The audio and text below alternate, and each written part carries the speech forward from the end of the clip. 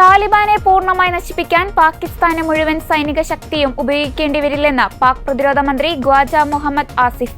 തൊറബോറയിലെ പോരാട്ടത്തിന്റെ ചരിത്രം ആവർത്തിച്ചാൽ ആ മേഖലയിലെ ജനങ്ങൾക്ക് തീർച്ചയായും നല്ല കാഴ്ചയായിരിക്കുമെന്നും ഖ്വാജ മുഹമ്മദ് ആസിഫ് മുന്നറിയിപ്പ് നൽകി. അഫ്ഗാനിസ്ഥാനിലെ താലിബാൻ സർക്കാരുമായി ഇസ്താംബൂളിൽ നടന്ന വെടിനിർത്തൽ ചർച്ച പരാജയപ്പെട്ടതിന് പിന്നാലെയാണ് ഖ്വാജ മുഹമ്മദ് ആസിഫിന്റെ മുന്നറിയിപ്പ്. താലിബാൻ ഭരണകൂടത്തെ പൂർണ്ണമായി തകർക്കുവാനും അവരെ ഗുഹകളിലേക്ക് തിരിച്ചയക്കുവാനും പാകിസ്ഥാന് ആയുധപ്പുരയുടെ ഒരു ചെറിയ ഭാഗം പോലും മുഴുവനായി ഉപയോഗിക്കേണ്ടി വരില്ലെന്ന് ഞാൻ അവരോട് ഉറപ്പിച്ചു പറയുന്നുവെന്ന് ഖ്വാജ മുഹമ്മദ് ആസിഫ് പറഞ്ഞു.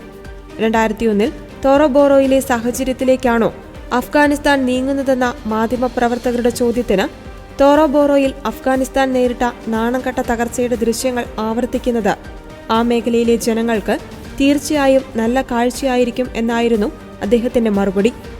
വേൾഡ് ട്രേഡ് സെന്റർ ആക്രമണത്തെ തുടർന്ന് US സേനകൾ തിരയുകയായിരുന്ന അൽ-ഖ്വയ്ദ നേതാവ് ഒസാമ ബിൻ ലാദന് തോറബോറോ മലനിരകളിൽ ഒളിവിൽ കഴിയുവാൻ അവസരമൊരുക്കിയത് താലിബാനായിരുന്നു. ഒസാമ ബിൻ ലാദനെ പിടികൂടുവാൻ US നടത്തിയ ആക്രമണത്തിൽ 200-ലേറെ താലിബാൻകാരാണ് അന്ന് കൊല്ലപ്പെട്ടത്.